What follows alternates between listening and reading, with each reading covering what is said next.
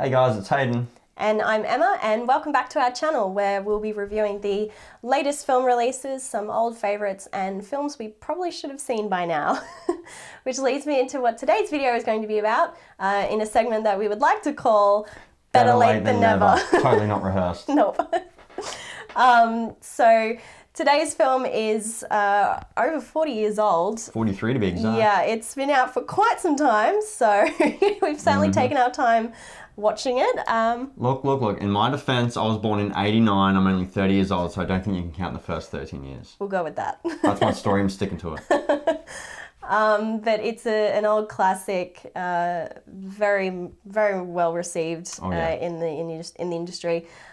And that film is Taxi Driver, the 1976 Martin Scorsese classic, which follows Travis Bickle, a taxi driver who's also a Vietnam vet, who growingly becomes more and more frustrated and disgusted with the state of society, which leads him to breaking point. What did you think of it overall? I really enjoyed it. Yeah, I loved it overall. Yep.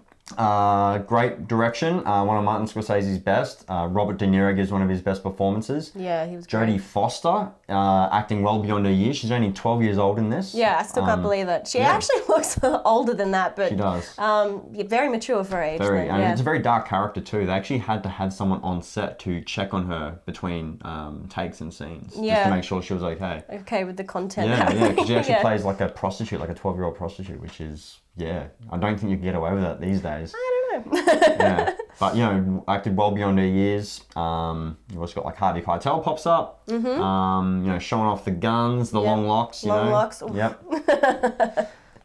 So great direction with the cast as well as behind the camera. There's some really great shots, some great cinematography, and just overall a really good film. Yeah. Did have a couple of small issues though. Yes. Yeah, which we might touch on first, and then we might go back into why we liked it. Yeah, there were definitely a couple of things that we were a bit about, but... One of which is the storyline with the senator. Yes. Travis Bickle is just driving his cab one night, and the next minute, the senator, the presidential candidate, just goes into the back of his cab, and which I thought was very weird. I don't think a senator and a presidential candidate would be riding around in a cab late at night. No, not usually. No. And they try to write it in that, there's this line of dialogue where he goes, I learn more from riding in taxis than I do from riding in limousines. And it felt like that was just written in there to, for that scene to be in there and to push the story forward. I didn't believe it. Yeah. Yeah, I thought it was a bit odd too. I mean, I could forgive it in that if, you were a good candidate running for president, that you would want to get involved with the community and learn about the people in the town. What better way to, do what they do, take normal public transport. But still, I think for security reasons and reality... It's a bit convenient. It's a bit convenient, especially that they rocked up in his cab of all things. What a coincidence. Very, very, coincidental. Didn't quite believe it. Very small issue. Like, it didn't throw me out of the film at all. We were just like, I don't really believe that would happen, but yeah. And the payoff for that whole storyline is just seemed to kind of fizzle out. So in that cab, they're having a talk about things. The senator's asking him what he thinks and what he would like to see done. And Travis Bickle obviously goes, he wants the streets cleaned up, all the scum taken off the streets. The presidential candidate, Palantine, goes, it's not going to be easy, but that's what I want to do. So it seems like they're on the same page. And then all of a sudden he wants to assassinate him. He fails in an assassination attempt, and it just, that storyline just kind of fizzles out. Yeah, it was a bit weird how that storyline kind of wrapped up, because you'd think if you were so, you had it in your head that that's what you're going to do, and you've gone through this training process and to assassinate him, and then obviously security spots him and are onto him. Sure, you would get scared off as he did, but if you were really determined and you'd put all that work into that's what you're going to do, wouldn't you find another way to... I'm not saying, go kill the president, but it was very strange that he just went through all that effort to then have that hiccup and be like, oh, doesn't matter. Because there's a good chunk of this film dedicated to that storyline. Yeah, so it was just a bit strange that it just kind of dwindled. It didn't really go anywhere. We both were watching going, oh, so that's it? Yeah. Like, we're not going back to the present? Okay, never mind. Yeah, so I didn't really understand, you know, why he was in the cab, why Travis wanted to assassinate him. The only explanation I could really find or think of was that the love interest in the film, Betsy, is running his marketing campaign, and that relationship kind of dies when Travis, you know, stupidly takes her to a porno film on their first date. Yeah.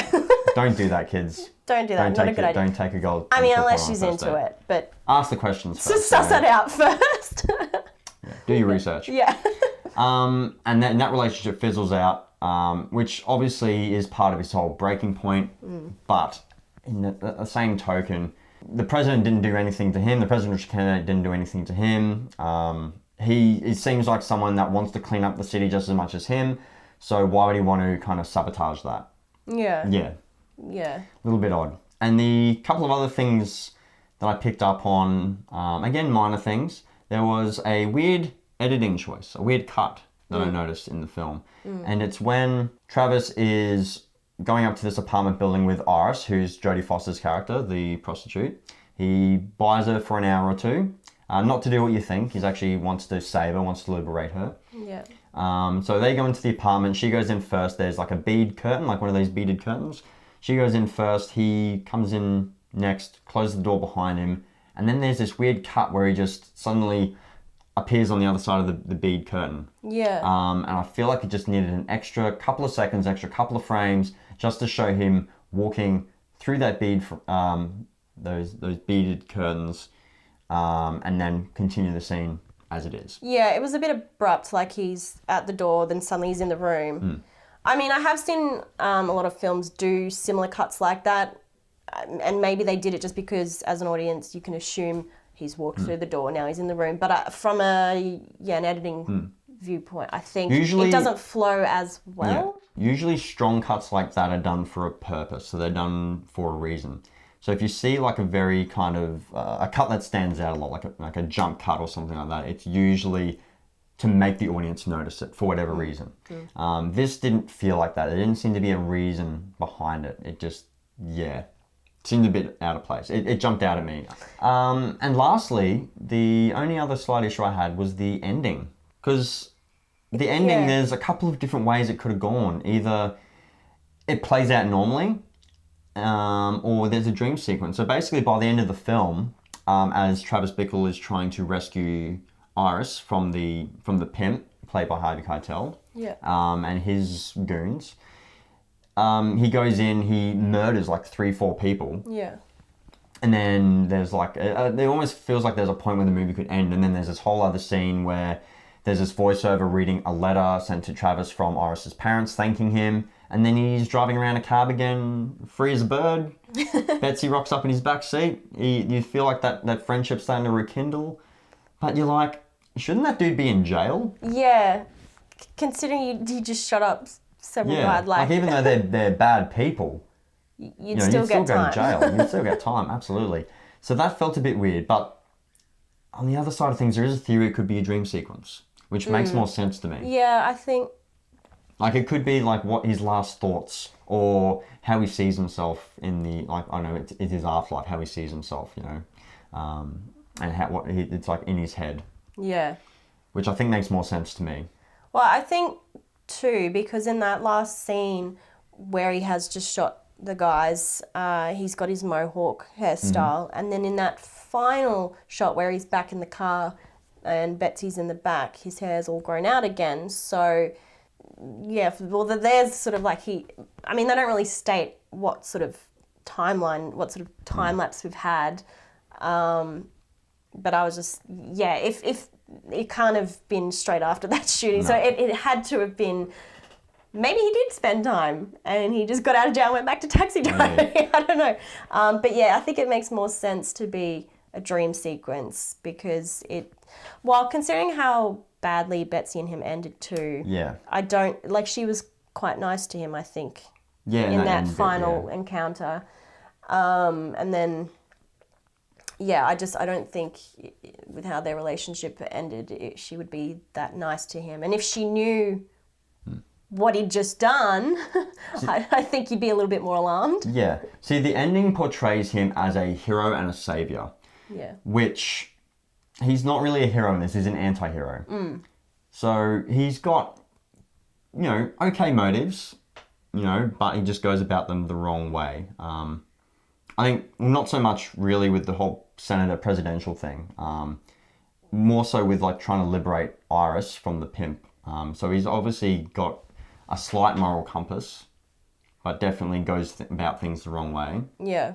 He's definitely like what you call an anti-hero, but at the end it portrays him as a hero and a savior, which makes more sense to me that it's in his head. Like that's how he sees himself. Yeah. But yeah, now I think we should talk about the things that we liked. Because we did like a lot. We did. Overall, we really enjoyed it. So, touching again on the direction. So, one of Martin Scorsese's best, Robert De Niro's best performance, Jodie Foster acting well beyond her years. But it was also his direction behind the camera and what he did with the camera. There's a really awesome shot where Travis Bickle's on the phone and he's trying to apologise to Betsy. And as he's getting rejected, the camera dollies to the right, tracks to the right, and it just rests on an empty corridor. Yeah. And you can really get a sense for his loneliness, his isolation, and you can really feel his rejection in that moment. Yeah. I thought that was like just really smart camera work. Yeah, it was definitely an interesting choice. I think at first you kind of think, oh, this is a bit weird to be having the camera sit on a corridor with nothing happening for so long, but you think a little bit deeper into it, and and especially listening to the conversation that's happening as well. So it's as he's getting rejected, like as he's getting shut down. It's like, yeah, just that metaphor for.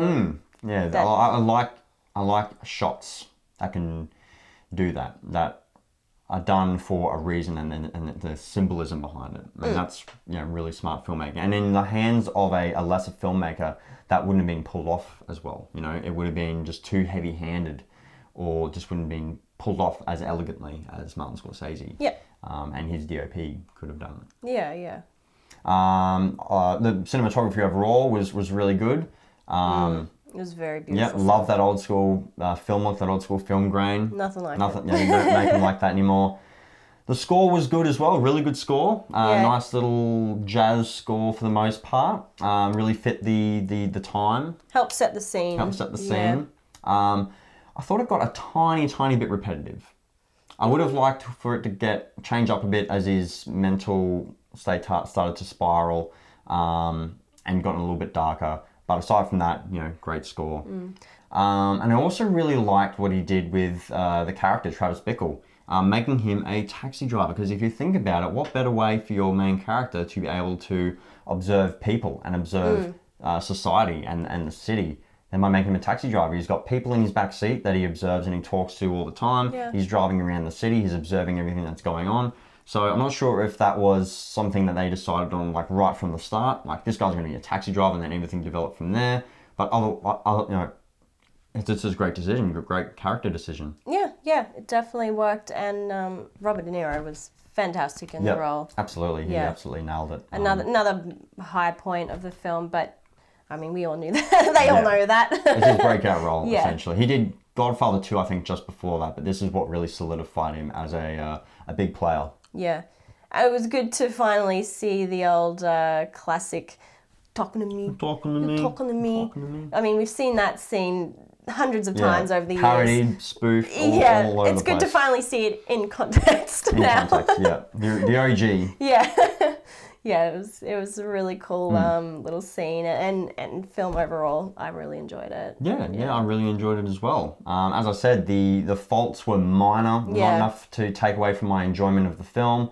I think the positives definitely overshadowed, and I can definitely see why a lot of people consider it a classic. And why it stood the test of time. Absolutely. Because it's got a very strong message as well. Yeah. It's got a very strong message about mental health, about society, about violence. Very similar to the last movie we reviewed, Joker. Very similar template and message that movie had. Yeah, and the reason we wanted to watch this film now was, if you saw our last video, we reviewed the latest Joker film, which has had a lot of comparisons to Taxi Driver. So we were very interested because we really enjoyed Joker, and we were very interested to know what everyone was talking about, what the similarities they were referring to were, and I can definitely see what they were talking about now. There are definitely elements of Joker that have channeled Taxi Driver there. Todd Phillips followed a very similar template to what Martin Scorsese did with Taxi Driver. They both share their thoughts in a diary. They both obviously dealing with mental health issues. And a couple of other similarities, very similar plot points and all that. But they were very different films as well. Yeah. And I thought there was enough difference in them for me to enjoy them for different reasons. Absolutely. But it was great to see the movie that would have inspired that, and that shares a very similar message. Yeah. And I think Taxi Driver is still timeless for that reason, that its message is still relevant even today. But yeah, so that I think wraps it up for Taxi Driver. Yeah. Overall, we really enjoyed it. Yep. If you haven't seen it, like us. What are you doing? Get out from under your rock. If it's taking you this long as well, just go see it. Yeah. We do recommend it. Obviously, most of you probably have. So let us know what you thought of it. Is it one of your favorites?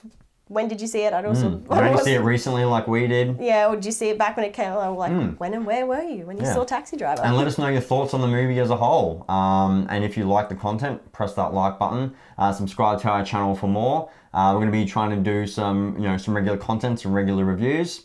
So stick around for that and give us your suggestions as well. We want to know what you want reviewed. And if you do, you might get a shout out in our next video. Yeah, we'd love to know your favorites. If you've got anything that you wish for us to review, we'd love to give it a go. Even if we've already seen it, we're more than willing to watch some old films again. And if you want to hear our viewpoint, then yeah, hit us up. But that's it for us today. So thank you guys so much for watching, and we'll catch you guys next time. Cheers. Thanks. Bye.